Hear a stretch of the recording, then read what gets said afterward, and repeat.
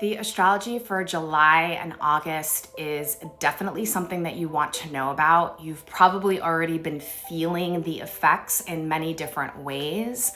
And this is basically a time where all of us are in the process of timeline jumping, though we haven't quite jumped yet. We are moving through this portal that is taking us to a different reality that is connected with our destiny. So I will break it down for you.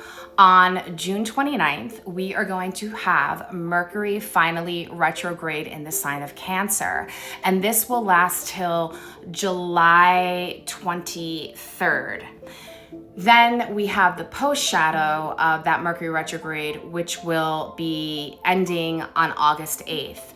Now, what is the significance of having a Mercury retrograde in Cancer, especially right before all of these astrological transits that we move into towards the end of July? Well, Cancer is all about our emotional self. Cancer rules the inner child. Cancer has to do with how we were parented. So Cancer is the emotions, it's our past, it's our memories, it's our dreams. This is an invitation during the Mercury retrograde in Cancer to really allow yourself to feel what comes up, whether that's grief, whether that's joy, whether that's something that you thought you were already finished with. Allow this to come up because the Mercury retrograde in Cancer is really about cleansing. It's cleansing you emotionally, it's cleansing you internally, and it's cleansing you on a soul level because Cancer rules the moon. The moon rules our soul in our birth chart. Another thing about Mercury retrograde in Cancer is this is an invitation to really connect to your intuition.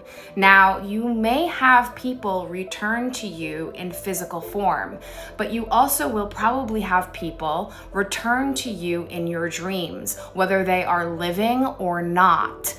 Allow yourself to hold the space that you need in regards to not doubting your intuition and not doubting what you experience when it comes to energetic connections that you could be feeling with other people. You don't exactly know if it's true, but you feel like you're feeling them. Trust that. So spend time by water during the Mercury retrograde in Cancer. Very important. Allow the ocean, the spirit of the ocean, the spirit of Yemaya to mother you, to help you release, to cleanse you, and to allow you to come out lighter. What happens when this Mercury retrograde ends? Well, on July 26th, a few days after, the North Node of Fate finally moves into Aquarius. It has been in Pisces and with the South Node of Fate in Virgo for the past 1.5 years. This is a big deal.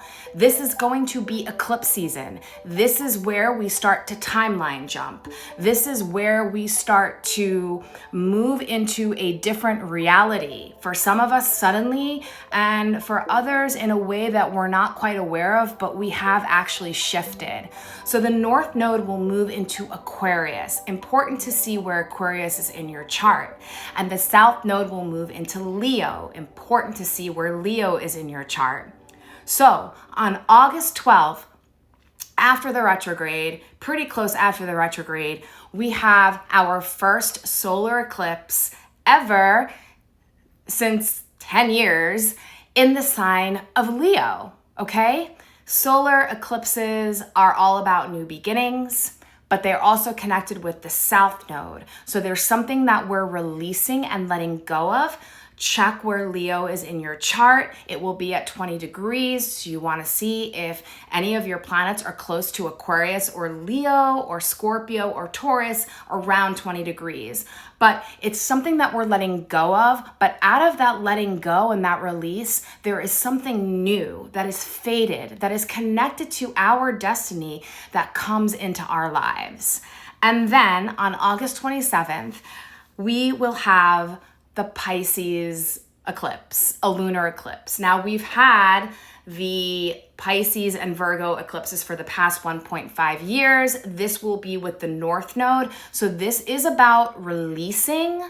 But again, we are releasing, but through that release or through that ending or through that culmination, there is something new that is opening up for us. Some of us might see that right away and some of us might not. Now that eclipse is going to be at 4 degrees in Pisces. So check if you have any planets in Pisces, Virgo, Gemini, Sagittarius. So as you can see, this is a very fated time. This is a time where many of you will already be feeling like you're shifting, like you're changing. You already may be feeling a reality coming in that isn't quite there in the physical.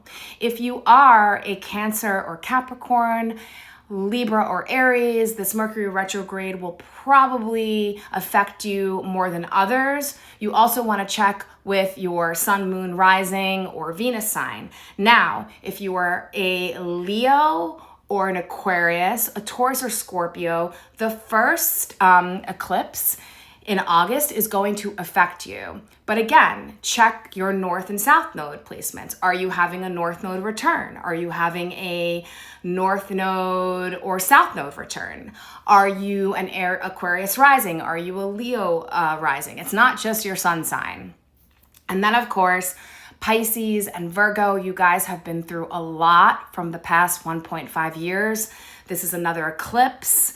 This is culminating this 1.5 years of eclipses in your sign. So this is going to really affect all Pisces and Virgo in a more deeper way.